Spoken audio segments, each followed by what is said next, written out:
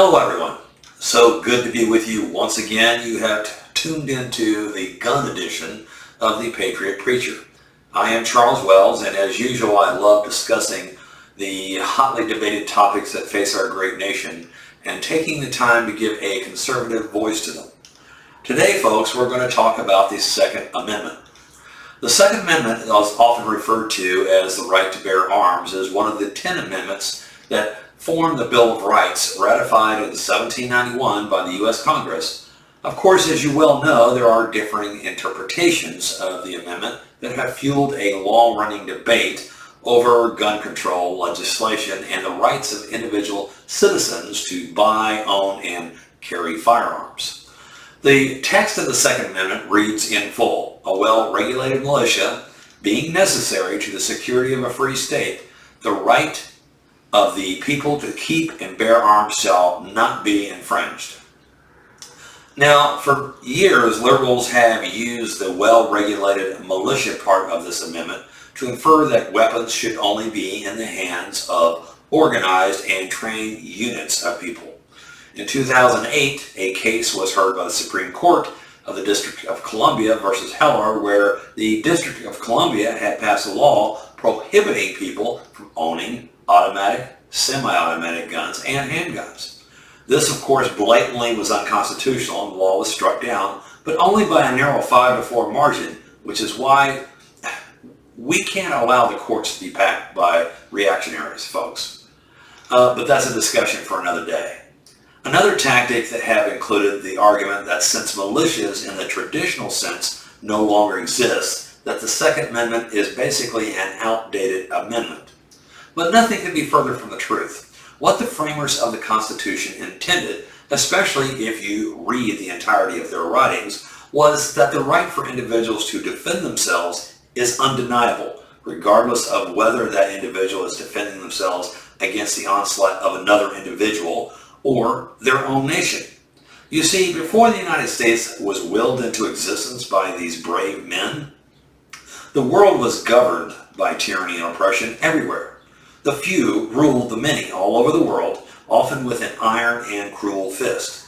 One thing that the forefathers knew as students of history was that governments were always full of people who sought ever more power for themselves.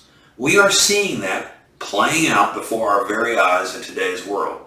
We are living through a period of time right now as our government leaders, who are supposed to represent us, seek to overturn our liberties because they think they know what's better for us than we know for ourselves. There are several necessary ingredients to achieve their goals. Suppression of free speech, that's what the cancel culture is about. Taking away our vote, that's the entire purpose of H.R. 1 voting rights legislation. Taking away our money, that's done through, of course, taxation. Taking away our Judeo-Christian values, we see this as Christianity is constantly undergoing an onslaught of abuse all the time. The dissolution of our traditional family unit, which is obviously under attack all the time. And finally, taking away our means to defend ourselves, taking away our guns. Now, I'm sure there are many folks out there that think us conservatives are half-baked lunatics that see conspiracies wherever they simply don't exist. So let's talk about gun control facts. The left in this country routinely uses mass shootings to attempt taking away assault rifles. Now, you might be asking yourself, is that really so unreasonable? Does anyone really need an assault rifle? Well, first of all, for someone who is not well trained, it is much easier to hit your target in stressful situations than it is with a handgun. Even police officers who routinely train and qualify with their weapons will often miss their intended targets with handguns when a real-life situation comes up because they are stressed. Also, what they deem as assault rifles are really just rifles with aggressive looks to them. They certainly aren't military-grade weapons. They are not automatic weapons, and you take away the metal stock and aggressive look, and what you really have is just a rifle. The fact is that what is characterized as assault rifles constitute less than 7% of guns used in all crimes, according to the Federal Bureau of Investigation statistics. And of the nearly 560,000 murders that have occurred over the past 30 years in the United States, less than 0.1% were mass shootings, where more than one person was shot at a time. But since these are obviously high-profile shootings that gather or garner a lot of attention, and also since they often involve young people, the American press loves to use these very tragic events as political fodder for purposes of disarming law-abiding citizens. And in the case of active shooter situations where a mass shooting is in progress, the only thing that stops a shooter is another shooter, a citizen or a police officer with a firearm, and the willingness to take action to stop the shooter before they can take their actions any further. So, are they going to take away hunting rifles next? The answer is yes. And this is why. Enough is never enough for gun control zealots. If they are allowed to take away one category of weaponry, then they will simply proceed on to the next category of weapons, since nothing's going to change. They will never stop. Uber liberals are relentless in their pursuit of avowed causes. And I must begrudgingly give credit where credit is due. This group of folks never stop and work together cohesively as a group. We have routinely watched as lines in the sand get erased in almost every category imaginable, ranging from when abortions can be performed to how much of our money the federal government spends. There will never be a point in time where they won't stop coming for individual weapons until all citizens are disarmed and harmless.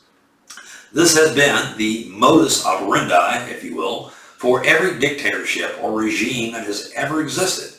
Disarm the populace. It may not be the first order of business, but it is certainly one of the necessary ingredients when they are able to achieve it. Disarming law-abiding citizens only leads to upticks in violence, just as the same way that defunding the police does. The only thing that actively deters a criminal from the intended target is a person with a loaded gun that is willing to use it. If you think about it logically, when you take away guns, only law-abiding citizens comply. Criminals, by their very natures, will not comply with gun laws. And so you are basically making law-abiding citizens more vulnerable by not allowing them to defend themselves. Certainly, if I were a criminal, I would seek out gun-free zones to commit my crimes because the odds of getting shot in the process of committing my crimes would be minimized. Just because someone is a criminal doesn't make them stupid. Chicago is an excellent example of all this. Chicago has among the most restrictive gun laws in the nation, and yet routinely suffer waves of shootings and murders unmatched by any other city. The streets of Chicago are in fact more dangerous than most third world nation settings. And let me ask you something. If you think this line of reasoning is in fact not logical or doesn't make sense, do you really think that a police officer is going to magically pop out of nowhere and save your life if you get into a situation with a dangerous individual who intends you or your family harm? Policemen and policewomen are a reactionary force, folks. Seldom are they where they need to be to prevent a crime from occurring. Most often they are called to a scene of a crime by a citizen who has witnessed the crime, was the victim of a crime, or discovered the crime after the fact. The police come, they clean up, they collect evidence, they take statements, and they attempt to find out who the culprit is and bring them to justice. This isn't a knock on the police, by the way, but the fact is that they're only human. And in most cases, they are not going to be able to protect you. You are on your own until they arrive. And since most people aren't combat trained, they don't stand much of a chance against a younger, more ruthless attacker. If you don't have a weapon to defend yourself, then you are in serious trouble. You know, I'm not a gun collector. I have one pistol in my home to defend myself and my family. I didn't even own a gun until I was in my 50s, so I'm not a gun nut. Primarily because I'm retired military and live on or near military installations for a good part of my life. And because I had small children in the house, and also because when I was younger, I was under the impression that I was more than physically capable of defending myself because of the training I'd gone through. But whether someone owns one gun or 50, I defend their right to do so. You see, I believe that owning a gun is a personal choice, but it should be a choice. Every adult in this country who is of sound mind and a law-abiding citizen should be at least afforded the opportunity to defend themselves, defend their homes, their families from the unthinkable. And no one should be allowed to take that basic right from them. Whether that means owning a small .22 caliber pistol or a collection of AR-15s. You know, I've been a carpenter for many years now. I am well versed in using a variety of tools in order to accomplish what I want to do. I could easily kill someone with many of those tools, by the way. A gun is simply a tool. It doesn't kill anyone. The person using the tool does. And if they don't have one tool available for them to do others harm, they will simply find another tool to do so. So let's be unwavering in our support of the Second Amendment. It was placed as the Second Amendment because of its importance to the welfare of our citizenry and protecting our basic rights as outlined in the First Amendment. As usual, I wholeheartedly welcome dissenting opinions to my own. I love for us to exercise our First Amendment rights by openly and honestly debating one another.